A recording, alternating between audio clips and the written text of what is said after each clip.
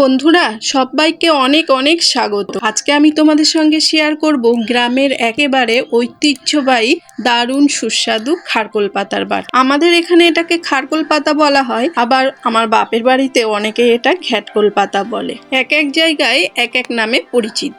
আর একটা কথা, অনেকেই মানকচুর পাতা রান্না করতে জানেন না, কিন্তু এই খারকোল পাতা আর মানকচুর পাতা প্রায় একই নিয়মে রান্না করা যায়। তাই আমি আমার বাড়ির মানকচুর গাছ থেকে একটা পাতা ছিঁড়ে এনে খারকোল পাতার সঙ্গেই মিশিয়ে দিয়েছি। বিশ্বাস করো, মানকচুর পাতাটা খেতেও কিন্তু দারুণ লাগে। চলো এবার রান্না শুরু করা যাক। প্রথমেই কড়াইতে সর্ষের তেল দিয়ে দিলাম। এই ধরনের বাটা বা ভর্তা কিন্তু সর্ষের তেলেই সবচেয়ে বেশি সুস্বাদু লাগে। তেল গরম হয়ে গেলে দিয়ে দিলাম সামান্য কালো জিরা। এটা একেবারেই অপশনাল, চাইলে নাও দিলেও পারেন। এরপর দিয়ে দিলাম গোটা রসুন, কাঁচা লঙ্কা আর পেঁয়াজ কুচি। এগুলো হালকা করে ভেজে নেব, শুধু একটু রং ধরলেই হবে। এবার আগে থেকে পরিষ্কার করে ধুয়ে কেটে রাখা খারকোল পাতা আর মানকচুর পাতাটা দিয়ে দিলাম।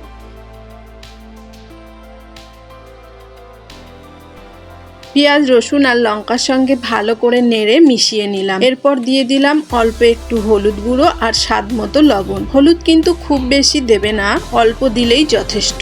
এবার ধৈর্য ধরে নাড়তে হবে। দেখো ধীরে ধীরে পাতাগুলো কতটা শুকিয়ে আসছে।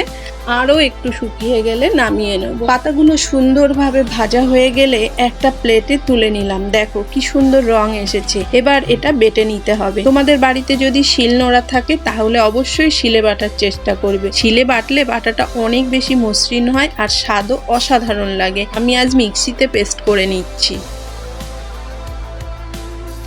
এদিকে আবার কড়াইতে একটু বেশি করে সর্ষের তেল গরম করে নিলাম। এই রান্নায় তেল একটু বেশিই লাগে, তবেই খেতে আসল স্বাদ পাওয়া যায়। তেল গরম হয়ে গেলে বাটা মিশ্রণটা কড়াইতে দিয়ে ভালো করে নাড়তে হবে। মাঝারি থেকে কম আঁচে ধীরে ধীরে ভেজে নিতে হবে। ভালো করে না ভাজলে কিন্তু গলা চুলকাতে পারে, তাই এই ধাপটা খুবই গুরুত্বপূর্ণ। দেখো নাড়তে নাড়তে সব জল শুকিয়ে একেবারে ভাজা ভাজা হয়ে এসেছে। আমি একবার নুন চেখে দেখলাম একটু কম ছিল, তাই আর একটু লবণ দিয়ে আবার ভালো করে মিশিয়ে নিলাম। ব্যাস তৈরি হয়ে গেল আমাদের দারুণ মজার খারকোল পাতার বাটা। যারা কোনোদিন খাওনি একবার অবশ্যই বাড়িতে বানিয়ে দেখো, এতটাই সুস্বাদু লাগে যে মাছ মাংসের কথাও ভুলে যাবে। এই একটা বাটা দিয়েই অনায়াসে এক থালা গরম ভাত খেয়ে নেওয়া যায়। ভিডিওটা যদি ভালো লেগে থাকে তাহলে অবশ্যই একটা লাইক দিও, কমেন্ট করে জানিও তোমাদের কেমন লাগলো। আমার চ্যানেলে নতুন হয়ে থাকলে সাবস্ক্রাইব করে পাশে থেকো, আর বন্ধুদের সঙ্গে শেয়ার করতে ভুলো না। বেল আইকনটাও অন করে রেখো, তাহলে আমি নতুন করে ভিডিও আপলোড করলেই সবার আগে তোমার কাছে পৌঁছে যাবে। আজকের মতো এখানেই বিদায়। সবাই ভালো থেকো, সুস্থ থেকো। আবার নতুন একটা ভিডিও নিয়ে খুব শীঘ্রই দেখা হবে। নমস্কার।